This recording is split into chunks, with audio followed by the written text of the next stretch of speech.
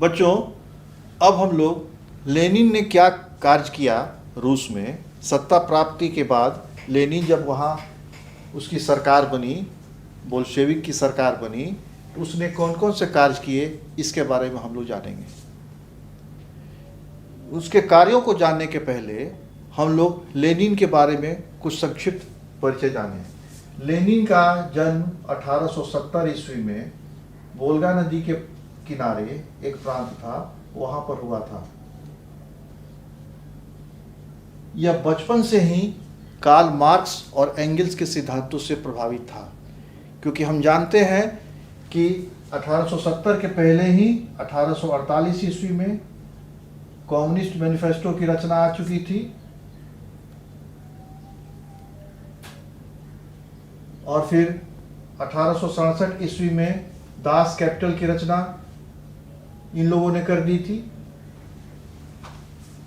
Karl Marx और angles ने मिलकर, और साम्यवादी विचारधारा आ चुकी थी। उसी के बाद लेनिन का जन्म होता है। यह बचपन से साम्यवाद से पूरी तरह प्रभावित था। इसके जो बड़े भाई थे, चूंकि तुर्गनेव ने, एक साहित्यकार थे तुर्गनेव, द वर्जिन स्वाइल रचना की थी, और इस पुस्तक के द्वारा उन्होंने लोगों को हथियार उठाने के लिए प्रेरित किया था कि सत्ता में परिवर्तन सीधे नहीं आता है, आपको हथियार उठाना पड़ेगा। सशस्त्र क्रांति की बात तुर्गनेव ने की थी, और इन्हीं के सिद्धांत के आधार पर कुछ युवा पीढ़ी निहिलिस्ट आंदोलन चलाए थे, जिसे हम लोग निहिलिस्ट आंदोलन कहते हैं।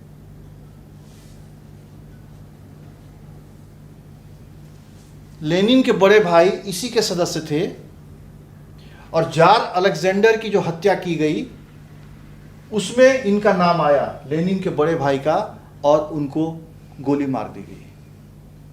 इसका प्रभाव लेनिन के दिमाग पर बहुत अंदर तक पड़ा, और उसी कारण से, खासकर सिर्फ वही एक कारण नहीं था, एक वह भी कारण था, और फिर साम्यवादी विचारधारा के कारण लेनिन जार के सख्त विरोधी थे।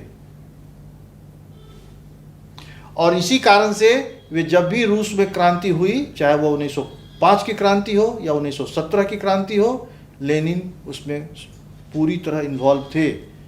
1905 की क्रांति के बाद हालांकि उस क्रांति का दमन कर दिया गया और उनको रूस छोड़कर स्विट्जरलैंड जाना पड़ा, लेकिन 1917 की क्रांति में लेनिन को सफलता मिली। तो पृष्ठभूमि यह थी कि लेनिन साम्यवाद से पूरी तरह प्रभावित थे और जार से बहुत ही नफरत करते थे, क्योंकि जार ने इनके बड़े भाई को निहिलिस्ट आंदोलन में जार अलेक्जेंडर की हत्या के आरोप में गोली मार दिया था। इस तरह लेनिन सत्ता में प्रशासनिक पद पर आया और अपनी सरकार बनाई। अब इसने कौन कौन से कार्य किए, इस पर हम लोग चर्चा करेंगे। क्योंकि लेनिन जब गद्दी पर आना था, जब बैठना चाहता था या सत्ता में आना चाहता था, तो इसने जो अपना लेनिन थीसिस दिया था, उसका पहला सिद्धांत था युद्ध की समाप्ति, प्रथम विश्व युद्ध की समाप्ति, यानी हम उस युद्ध से अलग हो जाएंगे। तो इसने पहला कार्य किया कि युद्ध की समाप्ति। जनमानस भी यही चाहता था, वहाँ की गरीब जनता, मजदूर और श्रमिक भी यही चाहते थे कि प्रथम विश्व युद्ध में रूस के भाग लेने से कोई फायदा नहीं है, सिर्फ उन लोगों का आर्थिक नुकसान है। इसने जर्मनी के साथ ब्रेस्ट लिटोवस्क की संधि की, यह हम जानते हैं, 1918 में, और इसने अपना पैर खींच लिया। हालांकि इससे रूस को बहुत ही आर्थिक और सामरिक क्षति, क्योंकि उसे बहुत से प्रदेश जर्मनी को देने पड़े थे, उठानी पड़ी, लेकिन उस कीमत पर भी लेनिन शांति चाहता था। दूसरा कारण है प्रतिक्रांतिकारियों का दमन।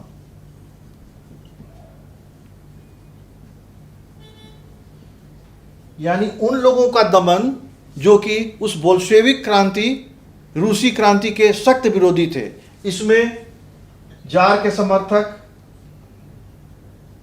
इसमें पादरी, कुलीन, धनी मानी लोग और भी जो जनता थी वे लोग इसके समर्थक थे, जो कि वे लोग लेनिन का विरोध करते थे। अब इनका विरोध करने के लिए, इनको दमन करने के लिए अब लेनिन ने एक उपाय सोचा। उसने एक चेका का गठन किया। चेका उनकी दमनात्मक पुलिस थी, दमनकारी पुलिस।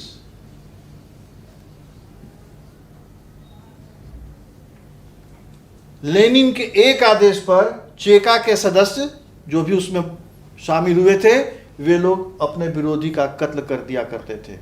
काफी लोगों को मार दिया गया, हजारों लोगों को मार दिया गया, और उसको हम लोग इतिहास में लाल आतंक के नाम से जानते हैं, रेड टेरर। जो भी बोल्शेविक का विरोध किया या जिसने भी लेनिन का विरोध किया उसे अपने जान से हाथ धोना पड़ा। तो ये एक हुआ आंतरिक प्रतिक्रांतिकारी, और एक बाह्य प्रतिक्रांतिकारी भी थे जिसमें कि इंग्लैंड, फ्रांस, जर्मनी, इटली, ये जो देश थे जो पूंजीवाद के समर्थक थे, पूंजीपतियों का साथ देते थे, इन लोगों को साम्यवाद से खतरा था। इन लोगों ने अपनी सेना इन प्रतिक्रांतिकारियों की मदद के लिए भेजा। जो वहां लोग लेनिन का विरोध कर रहे थे, कार्ल मार्क्स और एंगल्स के सिद्धांत वाली पार्टी, बोल्शेविक पार्टी का विरोध कर रहे थे, उनको दमन करने के लिए ये 4 देश अपनी सेना भेजे। अब लेनिन को एक तरफ अपने लोगों से लड़ना था जो उसके विरोधी थे, और दूसरे तरफ उन विदेशी देशों के सैनिकों से लड़ना था जो कि इनकी मदद के लिए आए थे। गृह युद्ध की स्थिति बन गई, क्योंकि इनका साथ जार समर्थक दे रहे थे, पादरी दे रहे थे और कुलीन लोग दे रहे थे। ये लोग उस विदेशी देश के सैनिकों का साथ दे रहे थे। इसी समय ट्रोट्स्की का वह जो शक्ति था वह काम आया, और उसने चेका पुलिस की मदद से अपने गुप्तचर संस्था के द्वारा और अपनी लाल सेना के द्वारा उसने एक लाल सेना का गठन भी कर लिया इनको दबाने के लिए। इनको पराजित किया, और इनके जो भी सैनिक इस प्रतिक्रांतिकारियों की मदद के लिए आए थे, लेनिन का विरोध करने आए थे, उनको रूस से बाहर किया। यह लेनिन की दूसरी सफलता थी। यहां पर अगर लेनिन पराजित हो जाता तो फिर से रूस में पुरानी स्थिति आ जाती। लेनिन का समय अच्छा चल रहा था। हालांकि विश्व रंगमंच पर 1917 में लेनिन का पदार्पण होता है, और मात्र 7 साल के अंदर 1924 में इसकी मृत्यु हो जाती है। सिर्फ 7 साल ही यह रूस का भाग विधाता रहा, और रूस को इसने नई दिशा दी। रूस में पहली बार पूरे विश्व में रूस में साम्यवादी सरकार का जो गठन हुआ वह विश्व का पहला उदाहरण था। अगला पॉइंट हम लोग देखें कि इसने क्या किया। इसने आर्थिक व्यवस्था को ठीक करने का प्रयास किया।